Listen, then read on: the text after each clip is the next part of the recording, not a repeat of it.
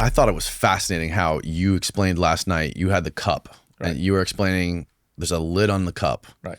And through these practices, whether it be meditation or whether it be smoking DMT, you can basically lift up the lid a little bit, right, and access that stream of consciousness or poke your head up above the water, right.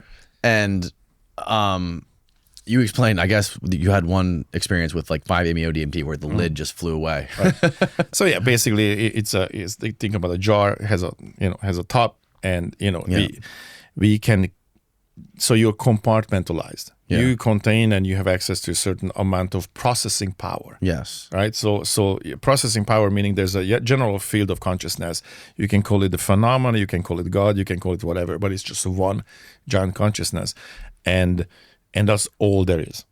Right. And then we, as these beings, have a certain capacity to capture a certain amount of that. So we have capacity to contain or use or channel a certain amount of this energy or this conscious energy. And so basically that was the idea. Like, you are the container. We have these physical bodies, at least perceived, right? And, and I put my hand on the cup and look, that's all you got. And then certain meditation techniques or psychedelics start to create some cracks on that cup. So now all of a sudden you are connected to this universal consciousness. And if I was to take my, hand off that cup, then you are connected. So somehow you, almost like you delete the membrane. Can you fill the cup up more and retain some of that and save some of it? You could grow your capacity. So you grow your capacity of how much of that you can access on channel or on contain. Kind of like building a muscle. You're growing the cup. Growing the cup. Growing the cup. Yeah. So you have and again, we're talking about something that we are using a language that these words and these concepts were not really used or often used, right? So basically we're forcing ourselves to describe certain things that there are not really words and concepts for. Right. Yeah. Sure. So we're using a very rudimentary tool when we talk about these things. That's why it's amazing when we go into the space and we can talk about things. We both describe using language. We describe certain things that we saw or happened or experienced, right? And that's the amazing part, that we're giving you an 8-bit version of a 256-bit experience, kind of, right? So it's like it's a crypto punk of of what actually happened, right? So that's generally the issue, that when we're talking about these things, I'm using words and concepts that I'm kind of forcing. They don't do it justice. Yeah, they don't. But for the lack of a better explanation, or I could say that the point is to crack that lid open or take that lid off, and the worst part of actually coming back from that space is understanding, like, I'm getting dumber by the that's second. what you were saying. Right. Like, I feel it, like, man, I understand everything. I'm right here. And then you have to come back, and then you're getting dumber by the second. Right. Because as you're losing that connection, or you losing that access, is like, well, okay. I've never met anybody dumb who's done a lot of DMT. Right. Everybody I've ever talked to who does a lot of DMT, they're super fucking smart. Right. Well, it's like you guys, relative. Yeah. Dumb compared to what, and it's one of those things. But I think in general, with all contemplative practices, from meditation to psychedelics, any seeking beyond the immediate space that we're familiar with, the best part of it is the practice. Like, the main difference between the Eastern way of doing things and the Western way of doing things is that in the Eastern way of doing things, the emphasis is fully on the practice and the experience of it, versus the theory and the stuff that you believe about it, right? Dogma, whatever it is. Sure. You might believe all the stuff about Jesus, but be nothing like Jesus. Yes. And you might believe nothing about Jesus, but be exactly like Jesus. Yeah. Just by understanding certain things about life, about experience. And the point of, in Vipassana, for example, the main point is to keep your lid open as long as you possibly can, and you don't resist and you don't push. And then what you watch happening is that all these little wiggles that trying to convince you that something is important right now. Eventually, when enough time passes and that thing expresses itself fully, you realize it wasn't. And then there's only so many times this can happen to you before you realize, Wait, oh. say that again. All the little wiggles. Yeah, so the little wiggles, what I mean is that all these little things, all the little convictions you have of like what you quote unquote must do right now, right? You're like, you sit there, we can make it specific. You sit there, you just basically, you scan your body in a particular way. You're trying to do that and thoughts constantly interrupt, right? Like, oh, I got to itch this place. Yeah. So that's a simple one, right? Like, everybody familiar with that. Okay, well, what happens if you don't itch? So the conviction, in the immediate moment, the mind goes like, oh, the world's like, I got to itch. Like, that's not a what if. Like, no, we got to itch right now, okay? And then you practice, like, okay, well, then let's stay 5 more seconds. And then you wait. And then eventually that itch goes away like it never existed.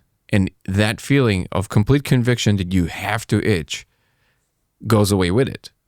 So this sounds like, oh, that's just like an itch. Well, everything's like this. The thought of like, oh, whoa, I gotta call this person right now, because I don't know, like they're gonna get upset, or like all these stories you have, right? Okay. Listen, if it's important and they need to get in your house to fix something, okay, I get it, but you don't need to panic about it. But usually, most things are not as important as we believe they are. Yeah. And the point is that the stress that is created in our bodies because we are convinced that we have to do X or Y are actually a much bigger problem than any X or Y.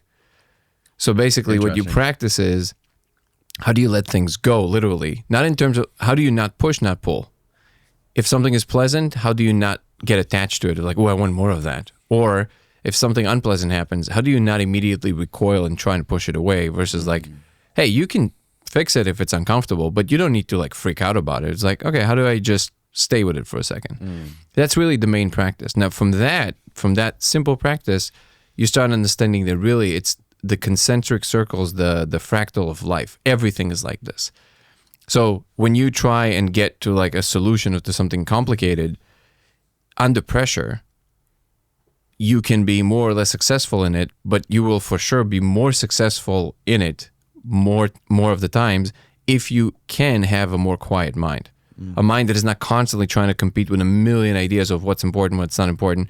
If you know how to quiet that pond, the right ideas find you immediately. It's almost like as obvious as I just got to pick up this cup, versus all these competition that happens in your mind.